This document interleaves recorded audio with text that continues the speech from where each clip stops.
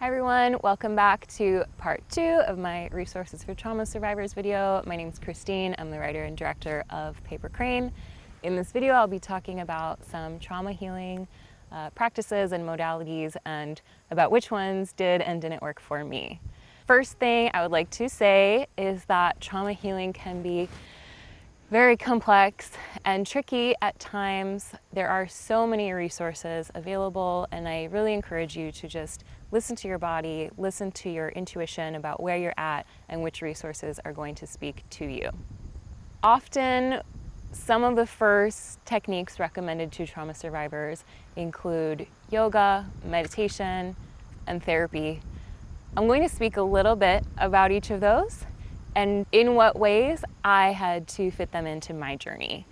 In reference to talk therapy as it relates to trauma, in recent years it has been shown that in the human brain, when we talk about a trauma, we actually are using the same neural pathways in the brain as when we experience the trauma. So those neurons are firing together and they may even be releasing the same hormones and chemicals in the body as we talk about the trauma as when we actually experienced the trauma.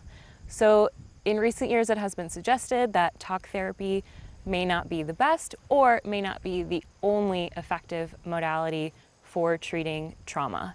That was certainly my experience. I talked about my traumas for years and years and years, and I didn't find much relief from them until I started incorporating other body-based practices. Some body-based practices that are often recommended to trauma survivors are yoga and meditation. And I'll tell you why at first they were really difficult for me. And that reason was because of nervous system dysregulation. I actually was feeling so unsafe in my body that being grounded in the present moment, as is often suggested in yoga and meditation, was not possible for me. I used to say that getting in my body or getting in the moment was like trying to put a cat in a bathtub. I just didn't want to be there. My body and my brain were making me feel so unsafe. And the body does that because it wants to protect us from any further trauma. So we may be in hypervigilance, always scanning our environment. I had certain situations in which I couldn't even close my eyes because I would get this feeling that someone was going to sneak up on me or attack me. In another situation, I was in a bodywork session with a professional who I had worked with several times before. I trusted him and he encouraged me to take a deep breath, and I had a panic attack. And looking back, I was able to understand that actually the reason that deep breath was so difficult for me was because I was unconsciously worried that if this person saw my chest moving up and down, they would want to sexually assault me. So our brain really does things to try to protect us, and our brains are awesome at that, but it can make it really hard to move through the world because we're not always in an unsafe situation. And we do want to connect with other people, and we do want to be able to take deep breaths and to close our eyes and maybe to practice yoga. So I have found some other techniques that help the body get more regulated and grounded so that from a more regulated place, we can actually branch out into more trauma healing techniques. The main thing that has really helped me on my trauma healing journey and honestly changed my life is called the Dynamic Neural Retraining System, also known as DNRS. This program was created by Annie Hopper after she was suffering from some mysterious and unknown chronic illness. And she did all the research herself to discover that these things were occurring for her because of some false messages being sent in her brain, and that the mechanisms in her brain that were meant to protect her were actually overfiring and turning everyday situations into traumatic situations. This was creating all kinds of inflammation in the body, and in trauma survivors, what it often creates is panic attacks, nightmares, and hypervigilance and scanning the environment. So I started the DNRS program after watching some YouTube videos about it. You can see other people's testimonials on YouTube. I am still using DNRS. I practice every day, and it's absolutely life-changing, whether you are interested in using it for PTSD or even for addictions, for other chronic illnesses or other nervous system disorders, what it does is use neuroplasticity to re-educate your brain, actually. And we know now that new neural pathways can be formed, new nerves can grow in the body. I'm regaining nerve sensation in a spot where I had surgery and previously couldn't feel anything before. So the brain is truly, truly amazing. And it's a really wonderful way to get more grounded in the body without having to rely on other chemicals or medication, because we're actually re-educating the brain to be more stable. Another way to re-educate the brain is to actually educate the brain to understand that the traumatic memories are in the past and that the present moment is safe.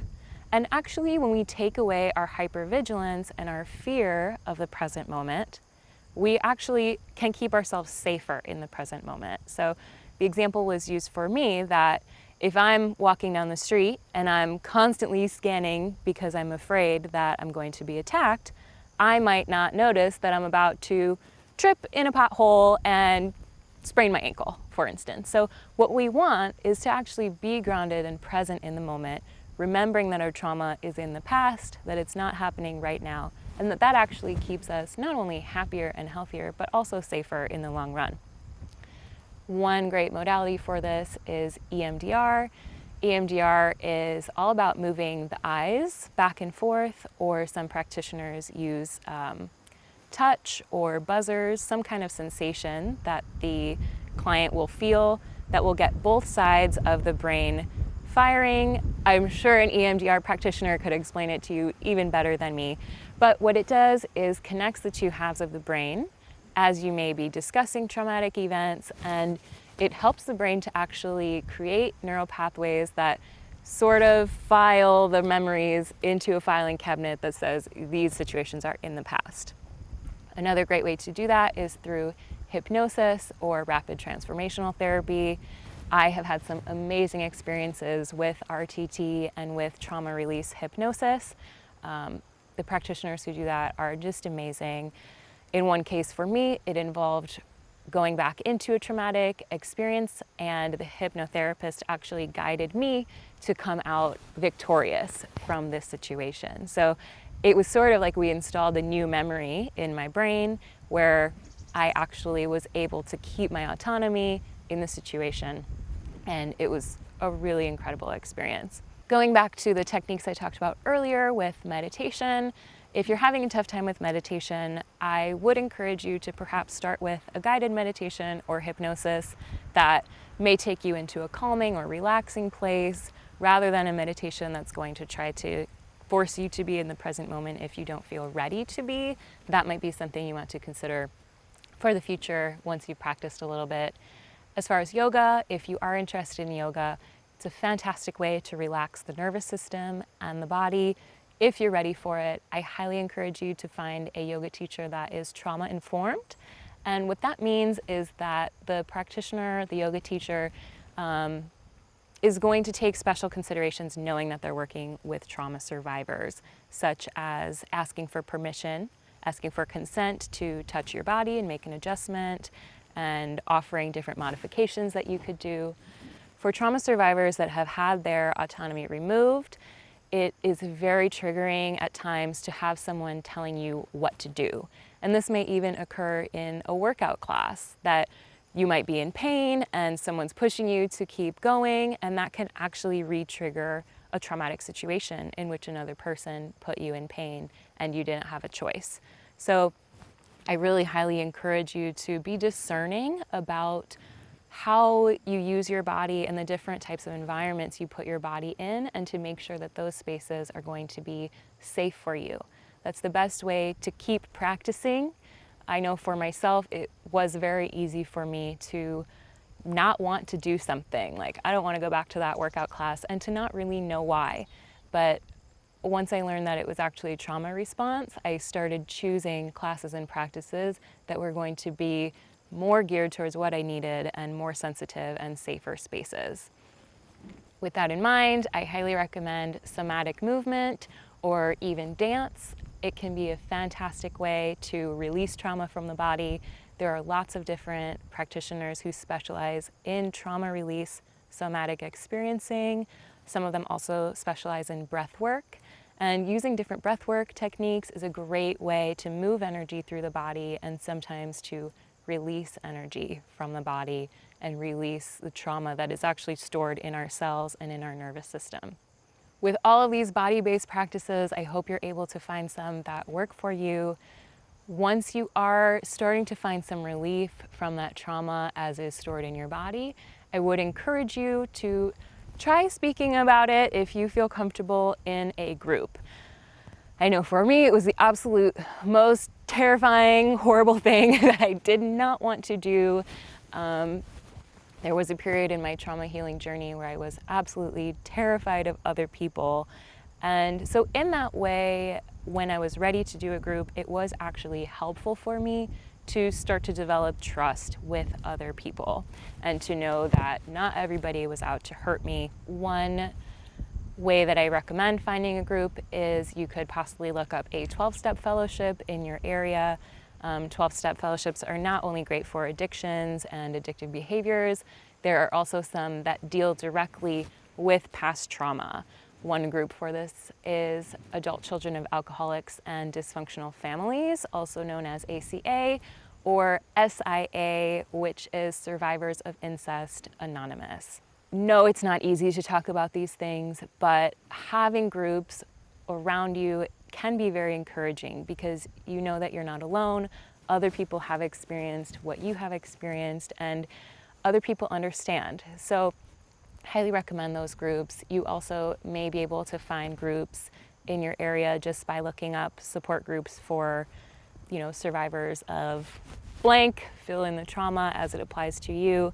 The Psychology Today website has some really fantastic resources for finding support groups in your area on all different topics. So if that resonates for you, feel free to reach out.